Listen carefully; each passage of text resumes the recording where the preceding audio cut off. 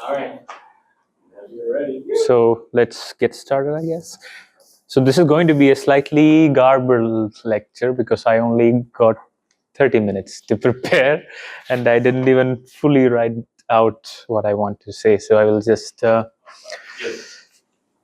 what I can. So let's start with a recap of last week. Last week we discussed the procedure of RG in some abstract generality, and the procedure started off first. We have to identify what's called the order parameter of the system. So the idea is near the critical point, many different systems have the same behavior, so you can describe it with one simple model. What is that model? You guess the relevant parameter that changes when you're close to the critical point. And last week, so that's the first step. So guess the order parameter. Last week we took a simple example of a scalar field as the order parameter. The next step is to identify symmetries, as Landau told us. So the symmetries near the critical point could be of many different origins. It could be coming from some fundamental symmetry of the underlying system. Well, we still have to, intuit what the symmetries are. And some symmetries may be emergent, like rotational symmetry or translational symmetry. We have to identify these symmetries. Then we will write down most general, what we called effective action.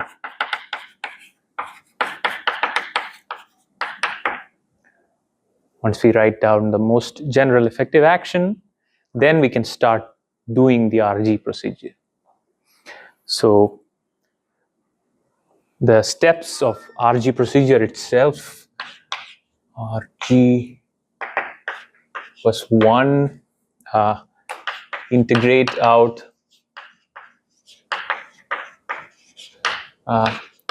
high momentum modes.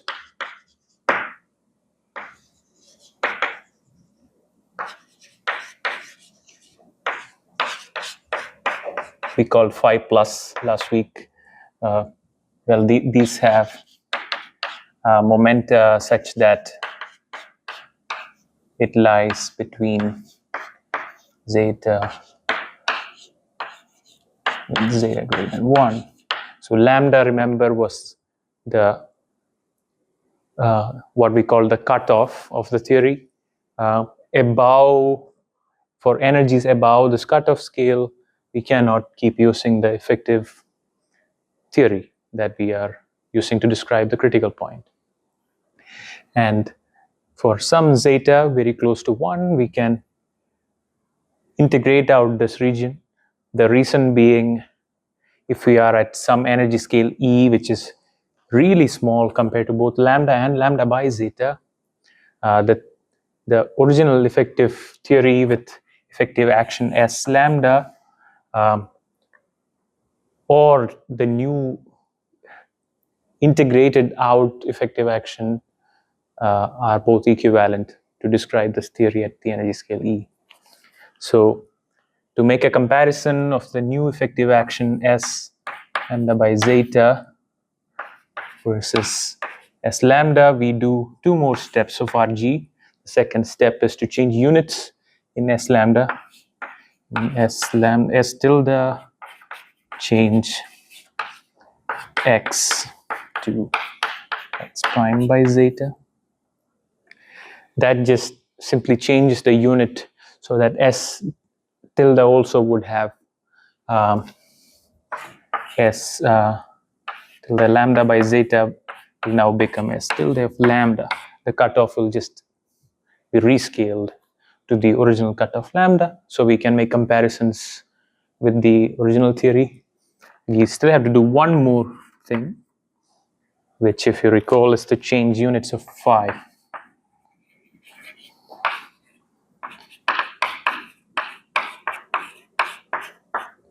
So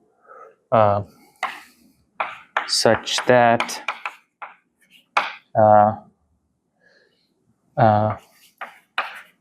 normalization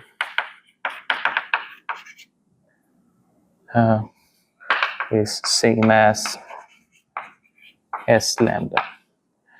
So in S lambda, when we wrote down S lambda, we decided that we will pick units in such a way that the most dominant term, which we decided is going to be this, this is like the nearest neighbor coupling in an Ising model. The most dominant term is normalized such that this coefficient is 1/2.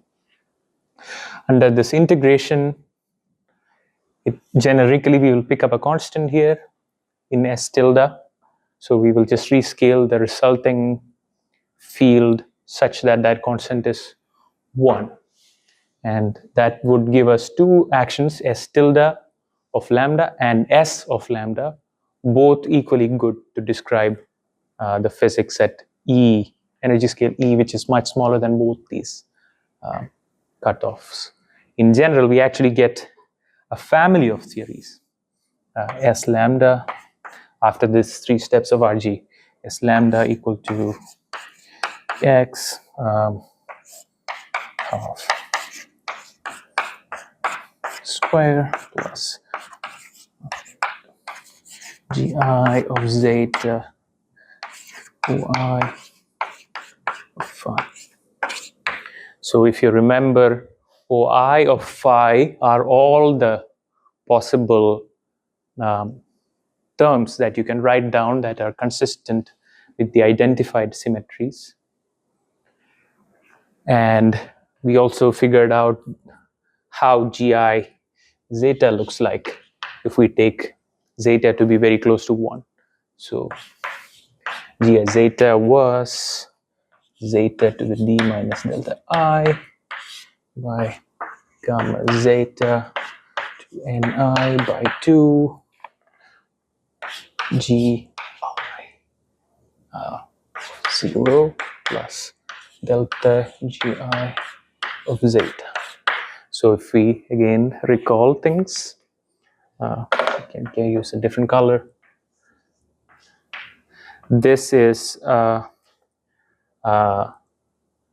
coefficient of the gradient phi square in S tilde. So this came from, well, this whole term comes from, well, let me just write down this too.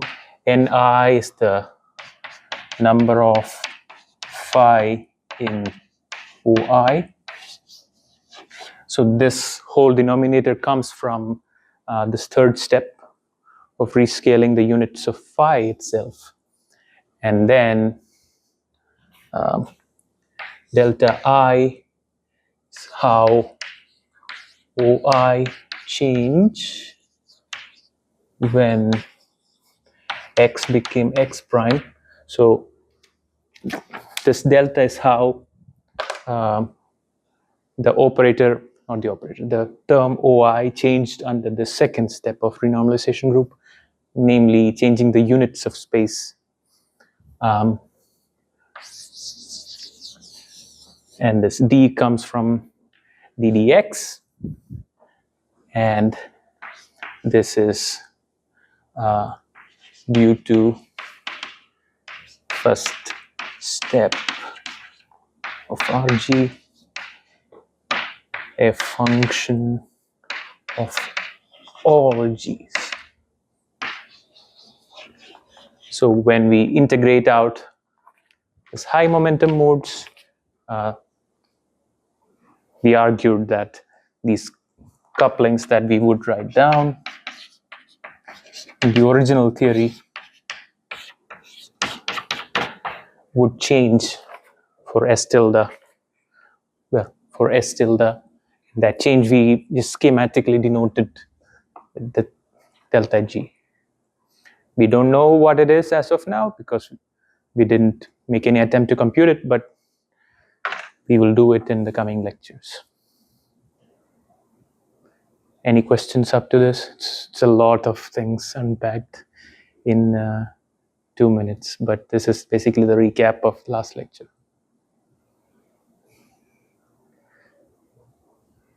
Is it okay? Right.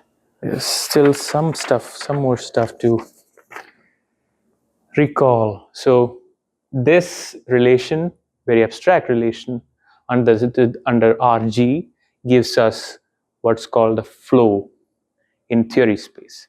So all these couplings of possible terms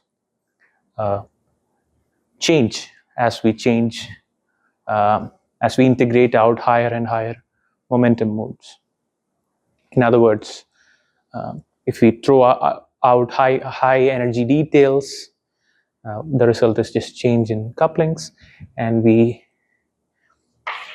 again argued that there are several things that can happen. One is we start from some GI of 0 initial conditions, and as we integrate out higher and higher momentum modes, these couplings would just increase and become infinity in general. Well, maybe that's enough. That's one possibility. Another possibility we discussed, which was more interesting, is that there is some point somewhere,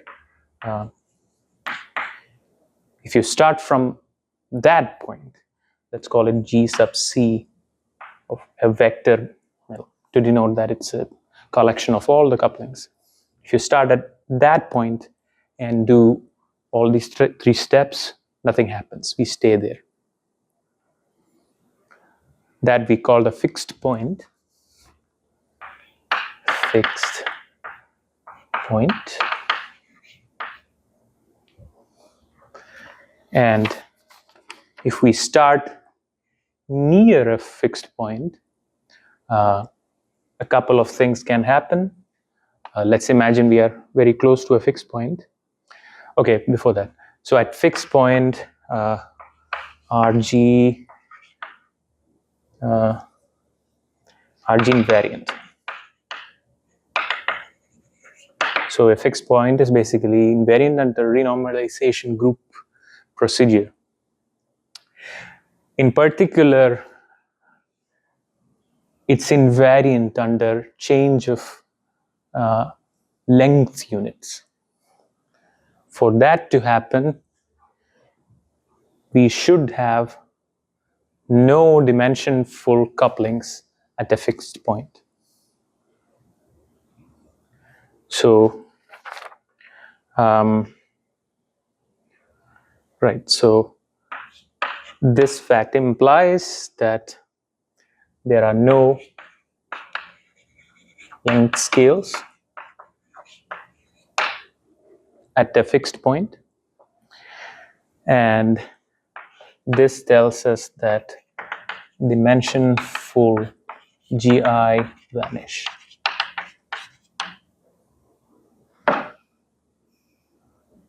Right?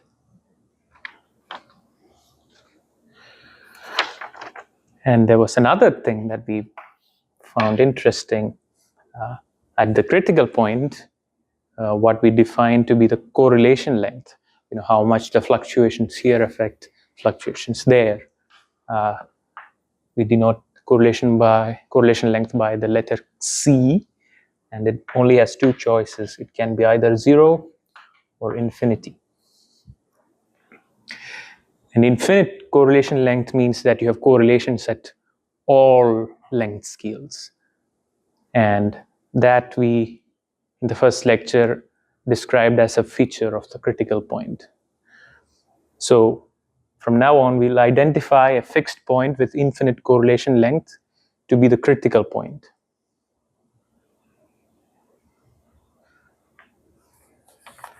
Right. Any questions so far? Does everything sound correct too? These are all slightly garbled too. Right. The logic why dimension from GI should line. Right. So if you're at a fixed point, the definition being if you do renormalization group transformation, the coupling constants do not change. But RG procedure involves, changing units of length. And if changing units of length is not doing anything, that should imply that there are no length scales at the critical point, at the fixed point. Meaning there are no, we choose dimensions such that length is the only. Lambda is 1 over lambda is the length scale, right? 1 over lambda? Yeah. Big lambda capitalism. 1 over this lambda is a length scale. Yes.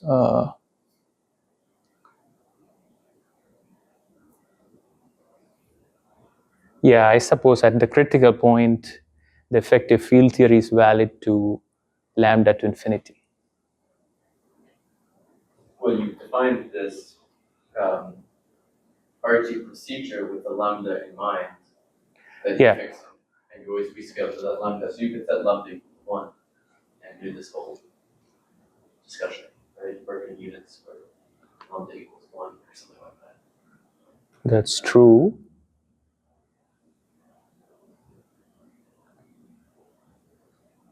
Yeah, I don't know how to answer that. My gut feeling is that at the critical point, lambda is infinity because it's a truly conformal theory without any scales. How is lambda changing? We started with some lambda, right? And that is for the theory. Or the system that you're working with. Yeah, for this effective field theory, the lambda tells you when it breaks down. Yeah, so that is fixed for the system you are working with. Yeah, in some sense. Then when you stay at fixed point, it becomes infinite. But that was fixed to begin with. That was fixed to begin with, that is right. Right. Yeah, how do you answer that? What's the answer? I don't have a great answer. I mean, I would say the correlation line becomes infinite, but lambda remains, 1 units of the lattice space or something like that. Or, yeah, maybe no length scales aside from the cutoff. No, but a CFT don't have a cutoff. The dimensionful G Spanish can probably be shown like directly or something, just because I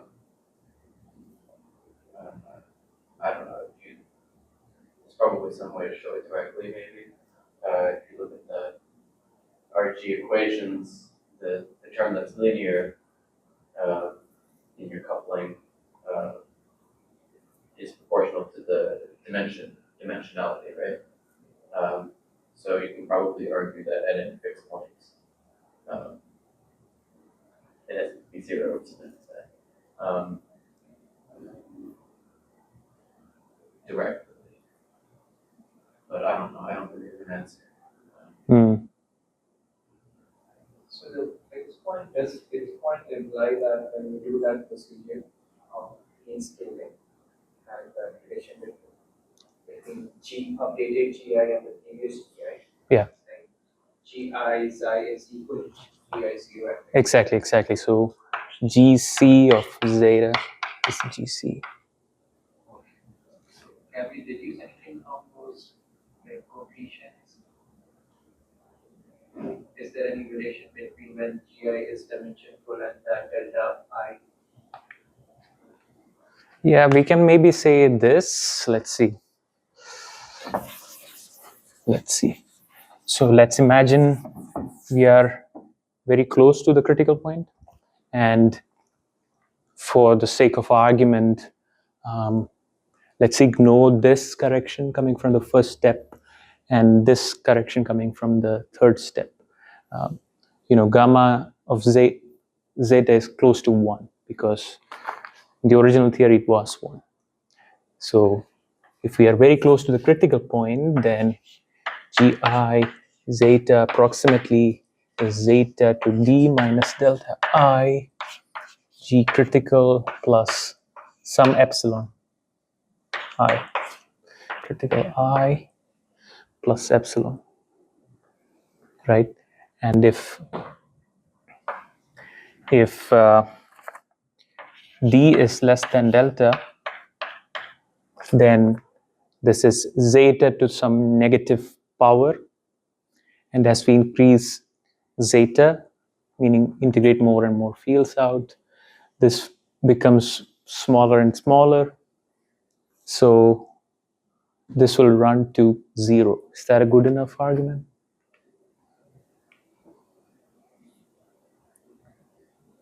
If it runs to 0 for the irrelevance. Yeah. So yeah, and then yeah. the relevant one would run to infinity unless it was also 0. Yeah. So these operators are called irrelevant because if we start near the critical point and let RG do its thing, it just naturally becomes 0. But d greater than delta I are relevant because, as Gary just said, as we increase zeta, this just goes to infinity. So if we are very close to a critical point, then all the irrelevant guys are automatically 0. Let's say we are here, and let's say that this is a irrelevant direction. If we start from here or here, we will just become 0. And if this is a relevant direction, we start here, we just run to infinity. But I was going to use this argument that there are no length scale at the critical point to argue that we must manually set all the relevant parameters to 0 to hit the critical point. How would you argue that now?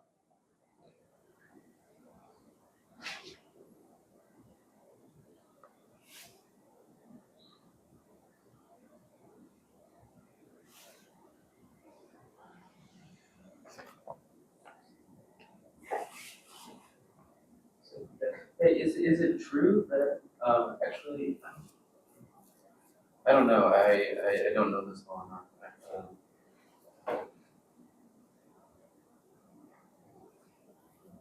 But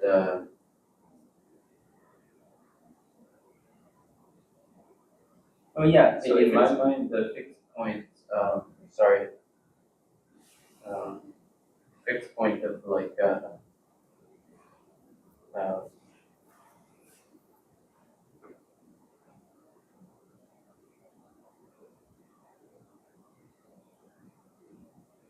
Yeah, let me argue it like this then. So if you're at a fixed point, sure, we have a lambda, but doing RG doesn't do anything, of course.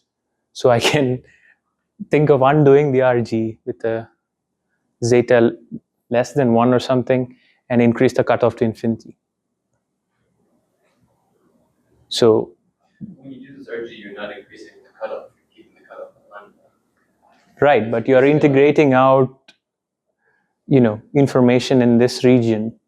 But I can imagine starting with a theory with lambda equal to infinity, because integrating out information at the critical point doesn't do anything, right? Well, I don't know, because the path integral with that sort of action is not really defined lambda equals infinity. You don't need to have a path integral. We can just imagine somehow doing it. Just getting rid of the information somehow. Path integral is one special case of where we can do this. But this conformal theories in 2D are defined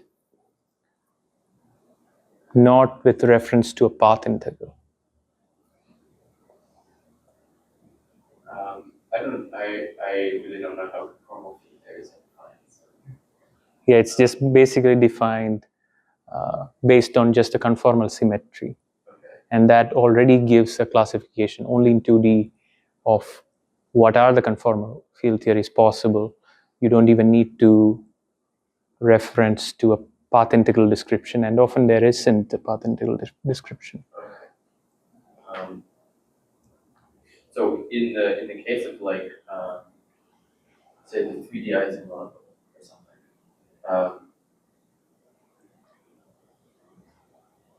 so you would describe that with a Euclidean three-dimensional D3x action with a scalar order parameter. So we would have our relevant coefficients there would be phi squared, phi fourth, and marginally phi sixth, right? Phi squared and phi fourth are both dimension full. 5, yeah. Yes. So you're saying those coefficients have to be 0 at the fixed point in some sense?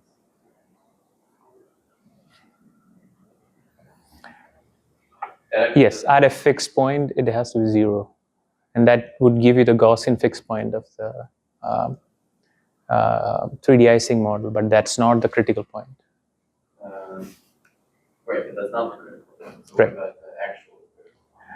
At the actual critical point, we cannot do this because we don't have enough tunable parameters to set relevant parameters to 0 by hand. But when we do it in the lab, we are hitting a critical point. So that means we'll fail. That's what I intended to show later today. Okay. I think I kind of have some sort of understanding now. Maybe wrong, but here at like after doing all the unit change, phi is the same unit as S. Phi is the same unit as S? No, phi has units in such a way that S is unitless. Such that normalization is same as S lambda. Right. So, so when we do this generically, we would get a, why should we get a half, right? We should get a gamma by 2 or something. Yeah. So I think this is roughly the argument. So at the critical point, integrating out high energy information doesn't do anything. So we can now imagine that the effective field theory that we started off with at the critical point do not have a cutoff. It works to arbitrarily high energies. And since integrating out high energy momentum modes doesn't do anything, well, once again, the critical fixed point, not the critical point, the fixed point is invariant under RG procedure, right? And this argument still holds that you have to set relevant parameters to 0 by hand, because otherwise you would never hit a critical point, right? Or it's the other way around. To hit a critical point, we must have no length scales, because at the critical point, the theory do not even have a cutoff, and no length scales. So since these guys are dimension full, we must set them by hand to 0. Otherwise, even if you are close to the critical point, the couplings would just increase. On the other hand, irrelevant guys will automatically be 0 if we are close to the critical point. You don't have to do anything. There's a third thing. Yeah, or you could just do it in reverse, right? You said, C to be much, so rather than taking the cutoff, rather than taking C greater than 1, take it less than 1. Yeah, something like that. That was what I was thinking. But, this has a meaning. We are throwing out information. But if C is less than 1, we are adding information in. That is not, what do you mean by that, right? So, Yeah. Yeah. Okay.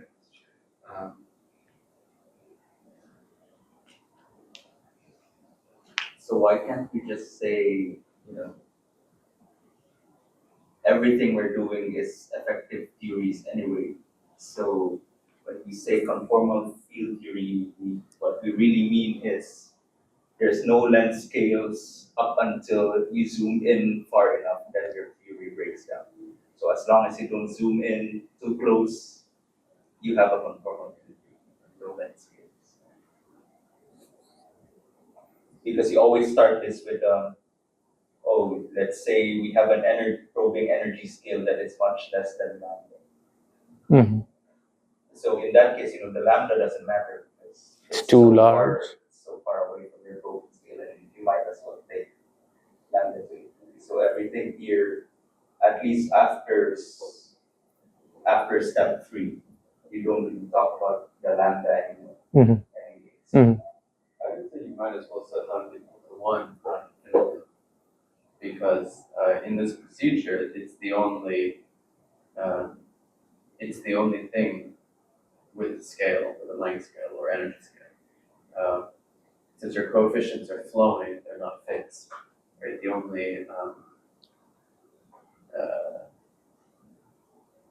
only fixed scale here is lambda. Yeah, but I think what Josh is saying, if lambda is set to 1, the probing energy is like 0.001. Right. And then, Yeah, it's like setting, the mass of the Higgs boson to 1 naturally, except that the Higgs boson is too light or something. right, We expect it to be really, really heavy. right. So maybe that's the argument, or it's a mix of these arguments, I suppose. We can probably ask Peter Arnold. Well, can I ask this? Because it seems to me, and maybe this is where my confusion is coming from. So the conformal field theory is different. It's sort of a different thing, I guess, than S lambda. Yes, it is a different thing. It's different from S lambda. Even it's different from S lambda with fixed point values of G. So let's say I do this, I find these GCs, and then I construct S lambda where I put in those GCs as my coupling constants. That's not the conformal field theory still. Right, so if you put the GCs here, which are mostly 0, what you would get from the S lambda is a conformal field theory, but that may not be the conformal field theory that describes the critical point. Okay. That just confused me more, I think. Yeah, well, why not?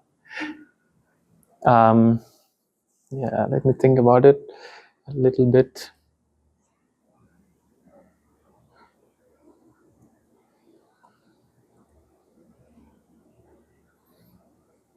Yeah, setting GCs to 0, and then we compute stuff and we compare it with experiments, and then we find that, well, this doesn't describe the experiment. But from this philosophical sort of procedure, we know that at the critical point we must get a conformal field theory. So we look for other conformal field theories. So, okay, let's forget about experiments for the moment. Yeah.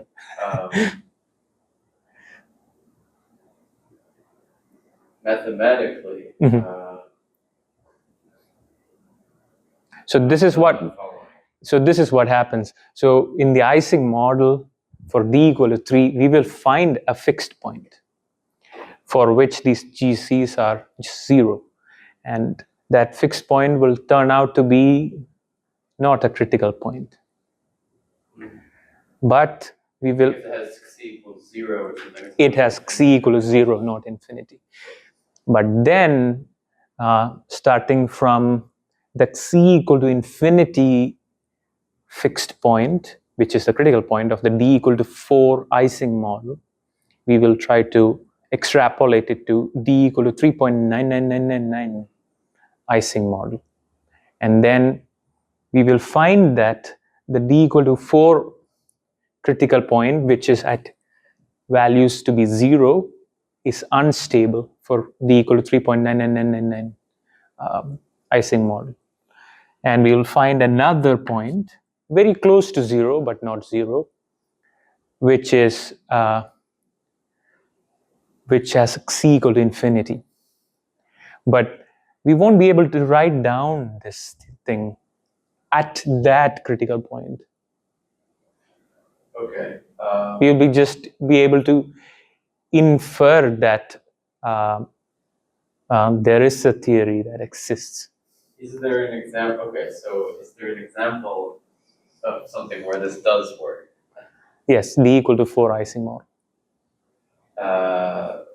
But that's just okay. Explain the d equals 4 Ising model then, because that would just be The mean field. mean field theory. Yes. Okay, so. So you set all of this 0, that's the mean field. All the coefficients are 0.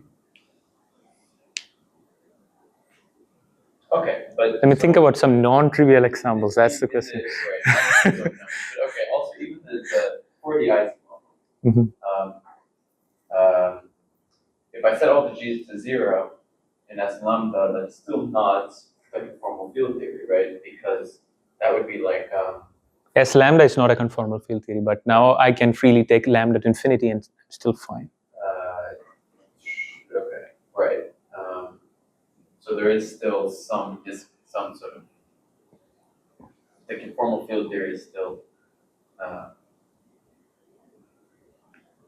requires an extra step of also removing lambda. Removing lambda, yes, I agree. What would be a non-trivial example of this so we can see that more clearly, I guess?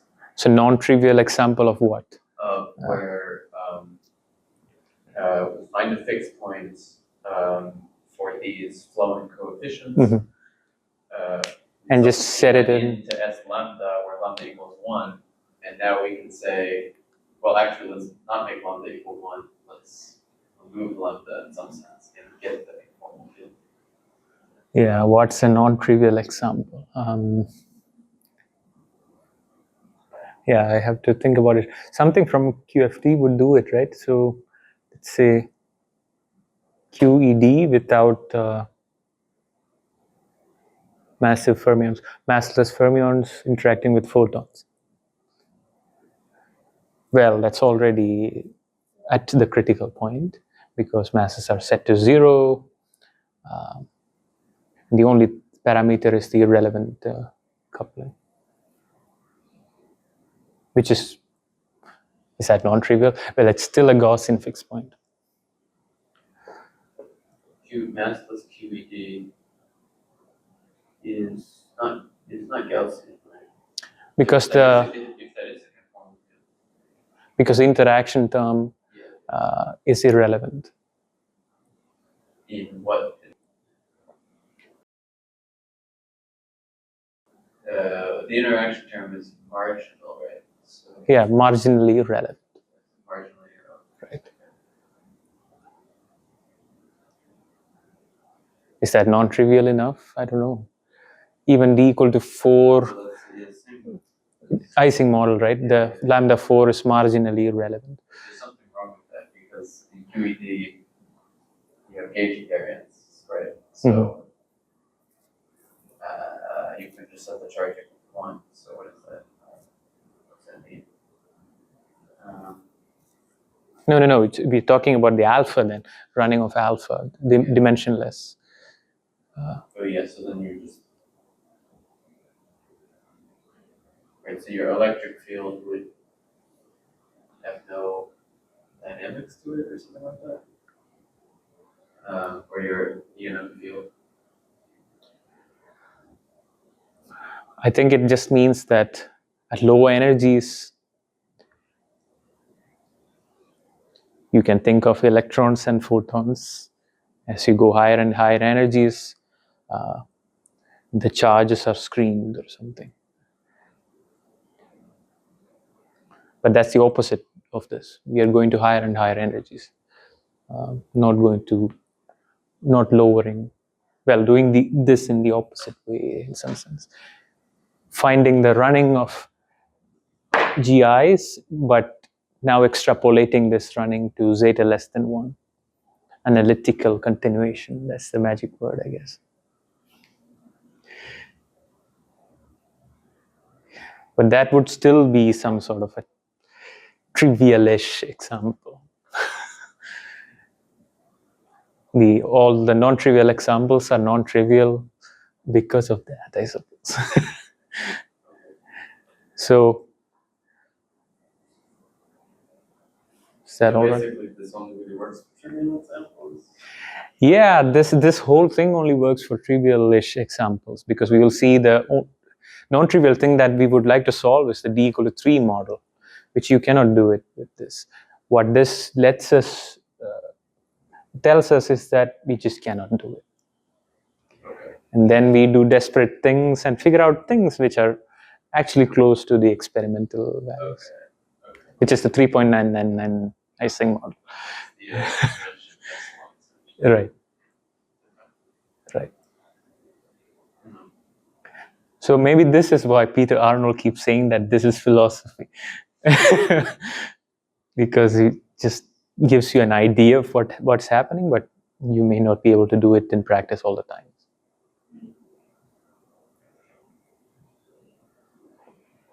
Right.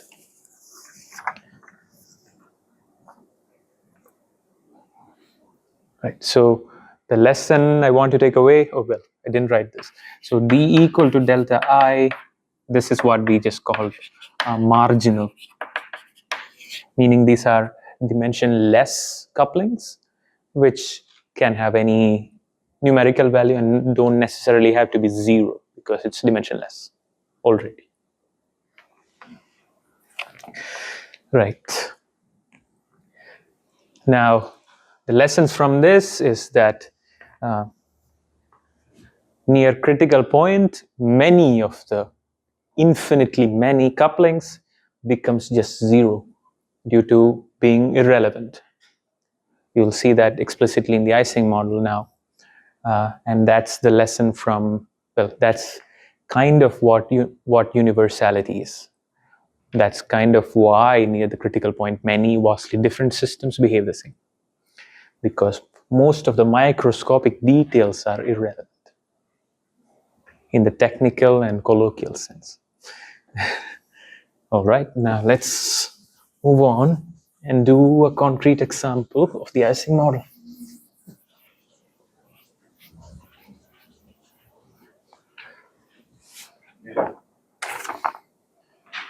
Ising model. So let's recollect the steps once again. The first thing we do is to identify an order parameter. So this is a system whose magnetization changes as we move in temperature. So we guess the order parameter, the parameter that's relevant to describe this change, is the local average magnetization. So if we have a lattice and spins at each sides, we will choose a region, roughly speaking, and average the spins here. Let's call this site to be centered at some x, and then we will define phi x, again very roughly, as 1 by number of sites in this region R, let's call it R, sum over I in lattice sites in the region centered around x of the spins. And we will pick the number of sites in each choice of region to be very large, and the total number of spins to be also very large in such a way that phi x can be treated as a continuous variable. We are coarse graining and making these guesses. So this is our intuitive reason to guess that the order parameter is a scalar field for the Ising model. And the scalar field will be, we will keep in mind that this is a stand-in for the local average magnetization. The next step, we have to identify the symmetries, right? So, well, there is one symmetry when the magnetic field, externally applied magnetic field, is 0. All spins pointing up, well, or just take a system with random configuration and flip all the spins up to down, then we expect nothing to change.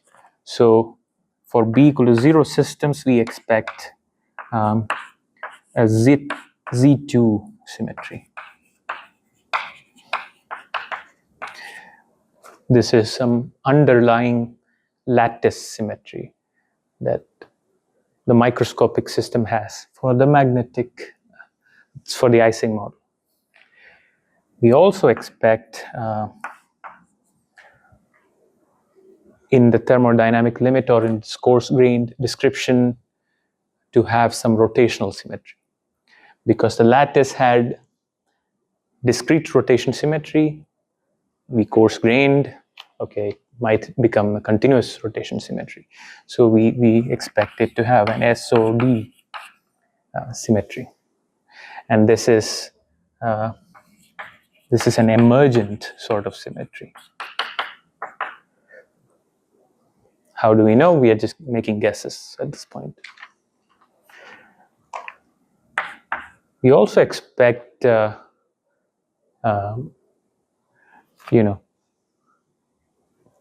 translational invariance on the lattice,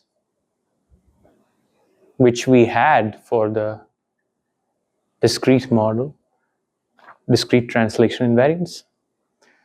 So we expect continuous translation invariance emerging out of this coarse-grained model. So this is again emergent.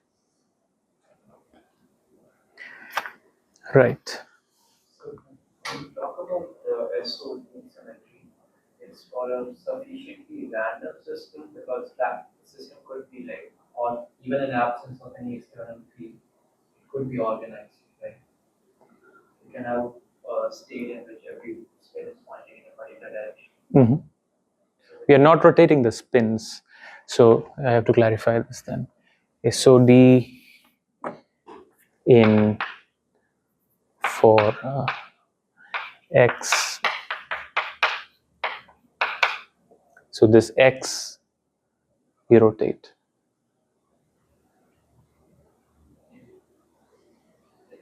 Okay, so this symmetry is in what? The action? Yeah, Okay, yeah, so action won't change. Right? under rotation. I'm not rotating there is no meaning to rotate phi, right? This is the average magnetization. Yeah, I think the Hamiltonian is not going to change at the rotation, even if this direction of spin is like changing. Yeah, so the idea is if you have a configuration like this, and this is the latticite, and these are the nearest neighbors. So I find the Hamiltonian due to interaction between this, this, and this, but now I can just rotate it and find the Hamiltonian again, and it's the same. So, right, similar RD is translations in X. So X prime equal to X plus some A. The A originally would have been the lattice distance spacing, but in this emergent model, we expect A to be some continuous real D vector. Right. And then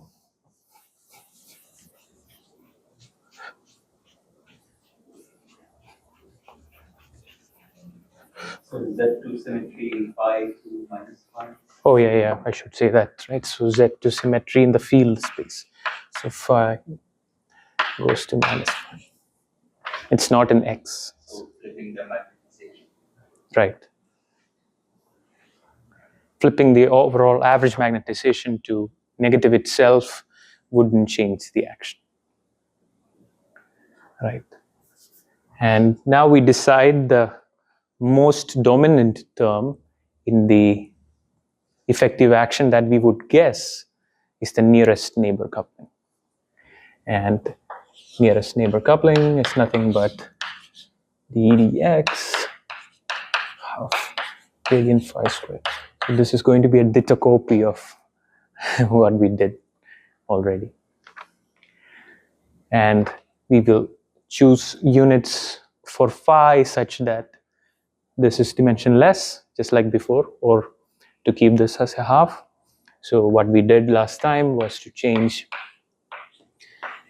x to x prime, which is x by zeta. This, remember, was the second step of our G, but we are not doing that now. We are just fixing the units of phi. Under this change, imagine phi becomes zeta to minus delta phi.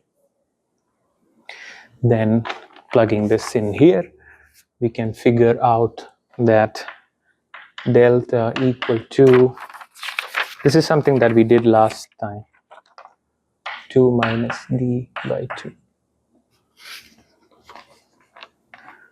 This is very simple. So plugging this in, z to the d, plugging this in, z to the 2 delta derivative makes it 2 minus d, right? Now the next task is to write down all possible terms that obey these symmetries. Right, so let's take the general case where even magnetic field is not zero. So what's the simplest sort of O that we can write down? Right? Is that from the phone? No, that's my phone. Okay. I thought this camera phone is doing something. Yeah. So the simplest term is something that's linear in phi, right? Of course, that's the simplest term. So let's write down S1 equal to dx G1 G1 0. That's the initial condition coupling phi. Now we have to see if this term is relevant, irrelevant, or marginal, right? How do we do that? So we need this. So this, if you remember, this bit is coming from purely the second step of RG, right? Just rescaling the units of x. So we can do that. So when you rescale the units of x, this is the second step of RG. What happens is scale. We get integral d dx prime zeta to the d dx becomes that, and G1 0, and phi becomes z to the delta, which is just 2 minus d by 2 phi prime, right? Or the naive scaling, this is naive, is, let's add this up, zeta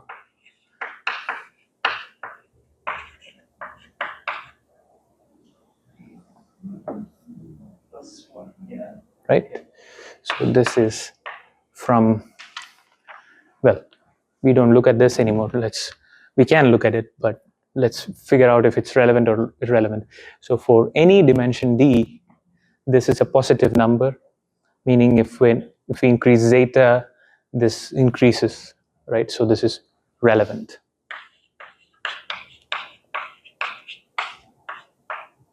So if we were to hit a critical point, we should have a way to set this sum to 0. So this term should be identified with some tunable parameter that we have. So for the Ising system, we know from experiments that to hit the critical point, we have to set the magnetic field, externally applied magnetic field, to 0 and temperature to some critical temperature, Tc. And this term turns out to be, for logical reasons, be identified with the magnetic field. And the reason is, let's think about how we would go about and calculate the, somebody is speaking. Andrew? It's Andrew. Right. Let's think about how we would calculate the total average magnetization of the system. So the total average magnetization, let's denote it by M, is nothing but the ensemble average of this local average magnetization, which we can write as 1 by total volume d by dB log of log of some I, 1 by n, some I e to the Hamiltonian plus some I j j s I s j minus b some I s I. I have messed up minus signs, definitely. So in the original Ising model Hamiltonian, which I just realized that I never wrote down, this is how you would compute average magnetization, because you do this and what you get is average of 1 by n, which is the average magnetization. So in the same vein, if we take a derivative, if we find log of integral d phi e to the minus s0 minus s1 d by dg1 0, we will end up computing, and then set g1 to 0, we will end up computing this quantity. So this prompts us to identify g1 to be proportional to b, right? So we have one relevant parameter, but we are in good shape because we can tune it by tuning the external magnetic field. Okay, now what can we do on top of this simple linear term? We can think of adding derivatives on the phi, right? And since we must have a rotational symmetry, we cannot add one derivative or three derivatives. We must add even number of derivatives. But no matter how many derivatives I add, the moment I add one derivative, it becomes a total derivative term. So adding derivatives makes it just trivial in the sense that it's a total derivative. So we don't bother. Is that all right?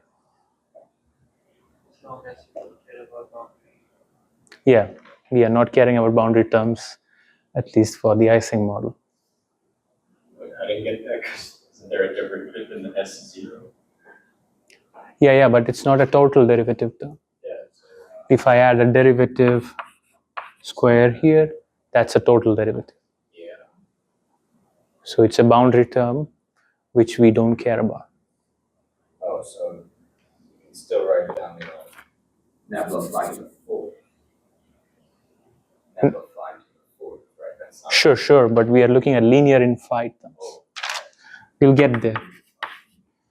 We will get to the nabla phi to the fourth. Yes. So we have dealt with linear infinite terms. Right. Now let's go to the next simple possibility, which is quadratic in phi. Quadratic in phi. So S2 will be dx 1 by 2 square. By the appearance of a new symbol would tell you that this is going to be important. Phi square.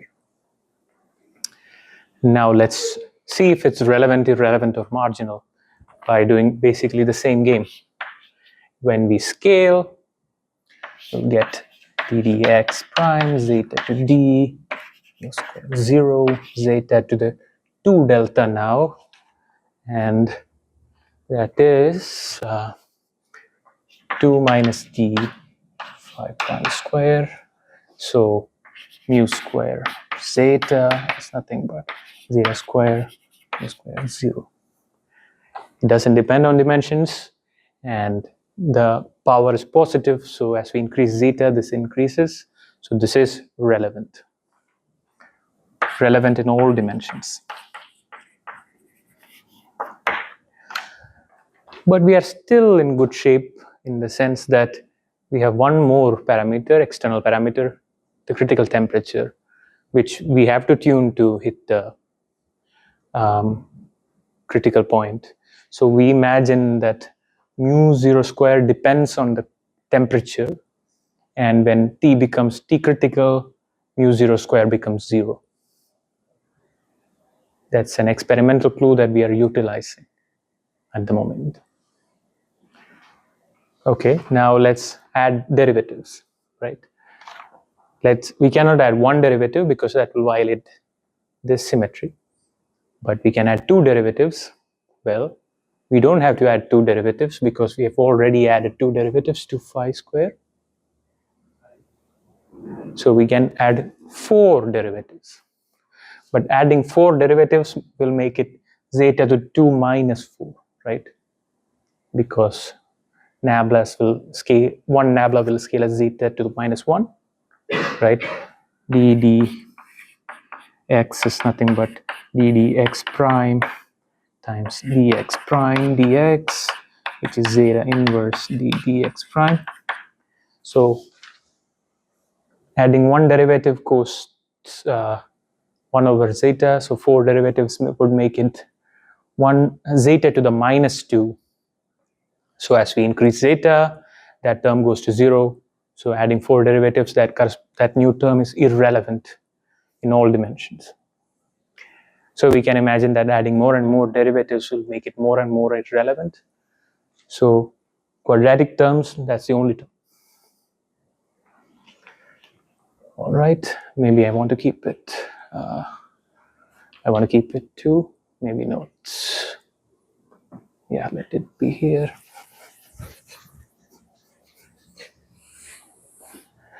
Now we think about cubic terms. So the simplest cubic term, of course, is ddx g3 phi cube, right? We play the same scaling game. I'm going to skip just details.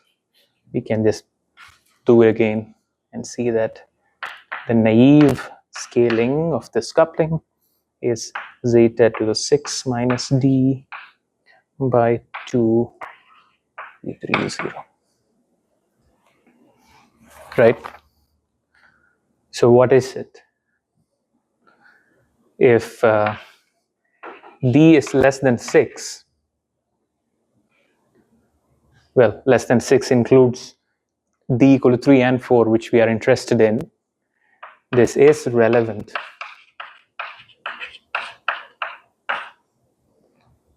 So we have in d equal to 3 and 4 Ising model, we seem to have 3 relevant parameters, but only 2 tuning knobs. So this smells disaster. But it turns out that this term is not a disaster, and the reason I will postpone to the end of today's, well, after 15 minutes or so, 10 minutes or so, I will explain why this is not a disaster, because I need some other terms to explain it. So this is potential disaster, but spoiler, it's not a disaster. Now let's think about adding derivatives, right? We have to add at least 2 derivatives. So if we add 2 derivatives, that's -2 from this.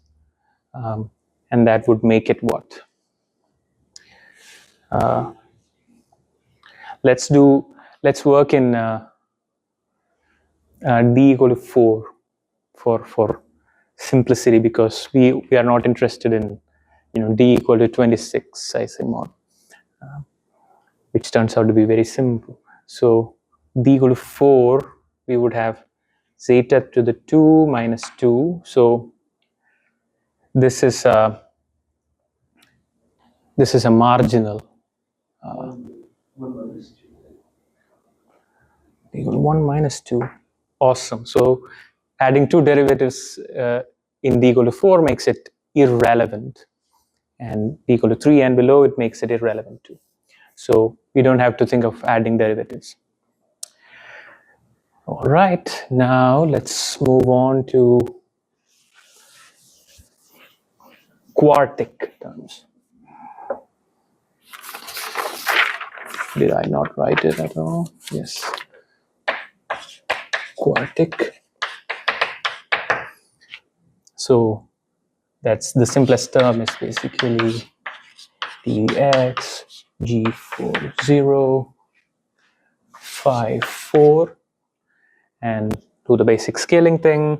We get g4 zeta is equal to zeta 4 minus d g4 0.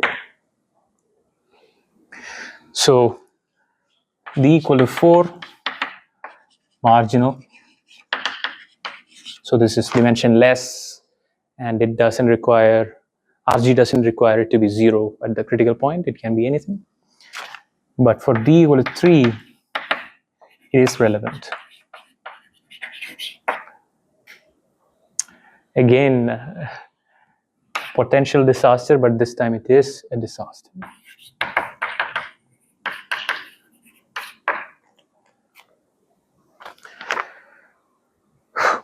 Now, if we add 2 derivatives, once again, you can guess that this becomes irrelevant for d equal to 4 and d equal to 3. When we add 5th order terms, this turns out to be, I'm going to skip the steps,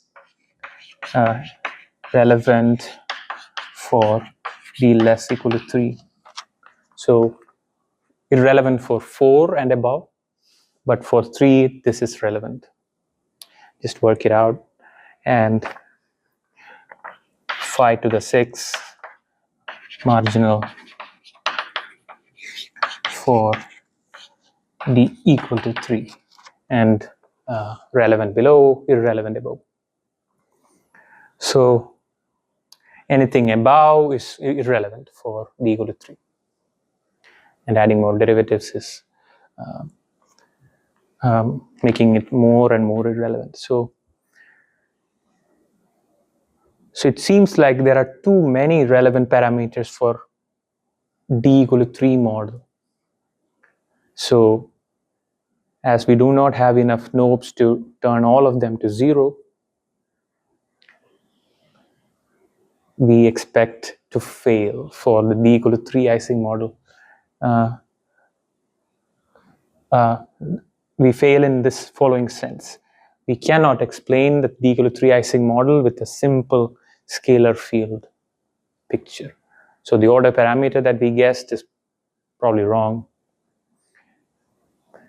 And I think it is true that we do not know the correct order parameter for the d equal to 3 Ising model even now. It's only known, the values are, the quantitative calculations are only done numerically with some bootstrap. I don't know what it is. Is it the order parameter that's wrong, or just the sort of effective field theory approach? Like, Yeah, I think the effective field theory approach itself is incorrect. But, why would you say that the order parameter is probably wrong? No, I'm just saying that as part of, in the bigger scheme, the effective field theory picture is wrong. The effective field theory assumes that you know this thing already, right? So one, there may not be an order parameter, simple order well, there is, yeah, there is an order parameter in the sense that the magnetization is different above and below. Yeah. But there is no local order parameter, like a field. So this effective field theory approach fails. Maybe that's the right statement. Right. So what I meant is that Order parameter field or something? yeah, there is no local order parameter. Yeah. Right. So d equal to 3, we are hopeless at the moment at least, but we'll do something to infer things about d equal to 3 Ising model. So let's focus on the case that we can possibly do, which is d equal to 4, because for d equal to 4, these are irrelevant and this is marginal. The only issue seems to be the phi 3 term. But the phi 3 term can be removed in the sense that the phi 3 term contains no new physics. The reason is the following. So for d equal to 4, we have this so far, x squared plus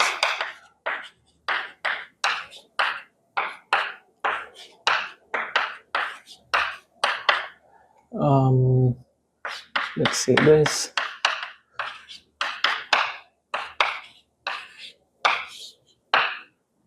We have this so far. And if we can remove the phi cube term by just redefining the field by a shift, we change phi to phi plus some new constant.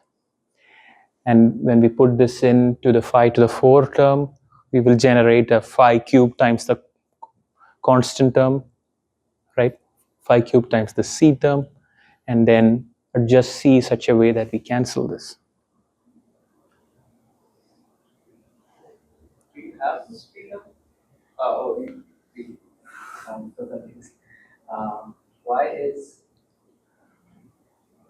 Why can you do that transformation? Because we do not have the Z2 symmetry when you have a magnetic field. Imagine having a Z2 symmetry. So you have to set this term to 0 and this term to 0 because this is not Z2 invariant. So when we have no external magnetic field, this term is already 0.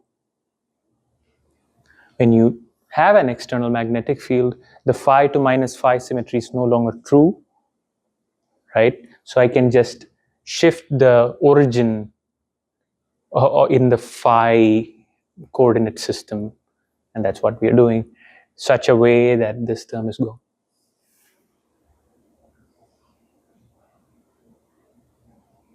But why can't we? So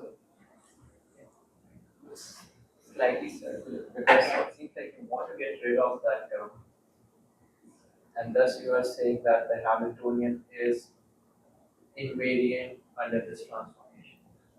It's not invariant. We are going to kill this by. It's invariant when you can kill when that term does not exist, right? No. So the point is that we can absorb this term into a shift in the phi field. So this term has no additional physics in it. Well, we can either absorb this term or this term. right? There are linear in phi term from this and cubic in phi term from this when you do this shift. But this we like already because we can interpret what this is and so on. And this we don't like, so we will choose to destroy that with the shift in C. What was your argument behind when you said that phi cube, in presence of magnetic field, phi cube is not Z2 symmetric? No. In the presence of magnetic field, the action do not have a Z2 symmetry. The Hamiltonian is not very Z2. Yeah, so I can do this change of origin in the phi coordinate and call this to be my new order parameter. And think of effective field theory for phi tilde. I'll choose C such that phi tilde do not have the cubic term. And all the analysis is exactly the same.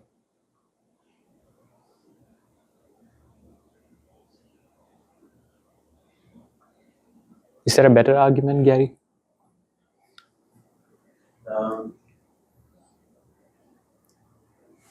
No, I think that makes sense. So for non-zero magnetic fields, we have both those terms, but the coefficient from a phi might not necessarily be just B, I guess. There might not be like a microscopic. Mm-hmm. But for that fixed B, you can shift phi by a constant, such that just algebraically you get rid of one of those terms. Right. But that constant will depend on B. Yes. B. Yes. And so the Z2 symmetry comes in, and you say, I guess, for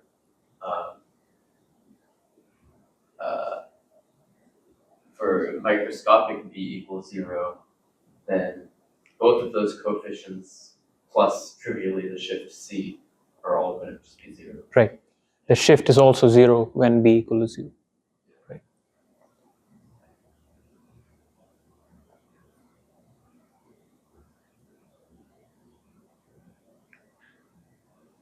Whereas for the water case, you don't have that microscopic Z2 symmetry, but there is an emergent Z2 symmetry. Yeah. Right. Yep. You can still say you can shift your C to eliminate one while simultaneously tuning your chemical potential or something to eliminate the other. Mm-hmm. Is that sort of clear? I'm still saying that whenever you write the Hamiltonian, as long as it has terms which are not derivatives, right? In translation, to me, doesn't seem like the symmetry of that Hamiltonian. We are not performing a symmetry transformation. So, we have this thing to be whatever. I'm just changing this origin. And that changes the action. Yeah, that gives us a simpler action in terms of phi tilde with no phi cubed, phi tilde cubed. Okay, I see. It's shift origin into phi, but you can have all possible. It's coordinate transformation in phi substance. Yeah, just shifting phi. It's not a symmetry transformation. We are just, choosing this to be 0, and we can choose it to be 0 by just a shift in the origin. If we do not have an external magnetic field, then we cannot shift phi, because phi to minus phi must be a symmetry.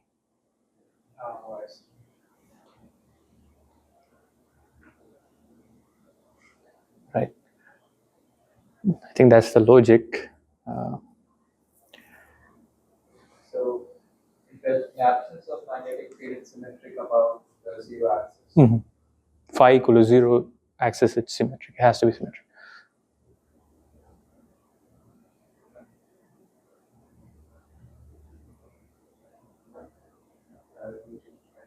I just don't know what my confusion is, but it has. So as Gary was saying, the C will depend on B, because when you, because we are fixing this thing and doing the shift. So when C will depend on B in such a way that when B is 0, C is 0. So if we go from here to the zero magnetic field case, then phi equal to 0 and phi tilde equal to 0 are both the same thing. So this thing is consistent. That's what I'm trying to say.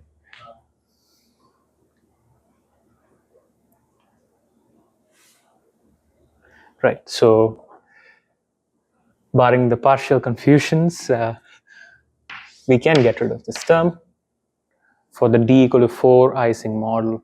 So I don't have to write db anymore, d4. So we have 1, 2 relevant parameters, which we can control using external, we hope to control using external parameters, the temperature and magnetic field, and one marginal dimensionless parameter. And in order for this to explain the critical point, we must have limit t going to tc 0 square is 0, or if we expand mu square as a function of t, we Taylor expand it, it cannot have a constant term. It must be something like this.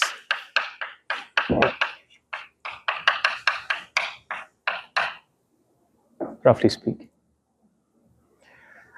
Which sign to choose? Again, we have to rely on experiments, and we will see that this is the correct choice to describe phases qualitatively correctly. So it's been 1 hour 30 minutes. Do we want to stop now, or we'll do phases and critical exponents next week? Yep, less questions. Two mu naught squared, and then lambda 0 is just 0 as you take c to be very large, so it goes to 0 or something like that. Lambda 0? Lambda 0. Lambda 0 at the moment is marginal, so it is dimensionless. So it doesn't necessarily have to be 0. Right, it's a constant. No length scales already. But the actual fate of lambda 0, remember we've decided if it's marginal, irrelevant, irrelevant, or relevant based on just the second step of RG. We didn't do first or third step of RG. We have to do all of that to decide the fate of lambda 0. Does it go to 0, or does it increase or something?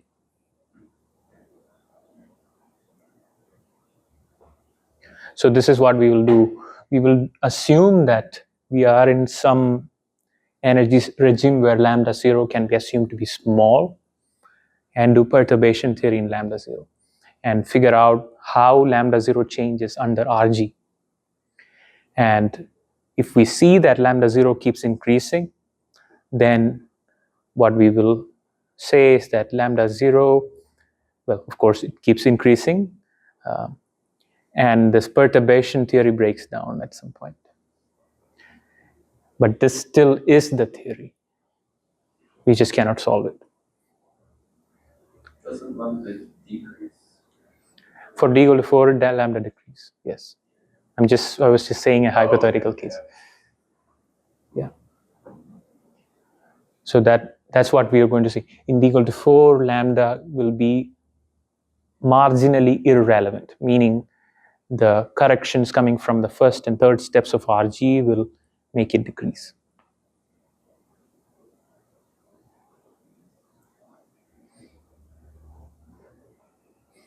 Okay.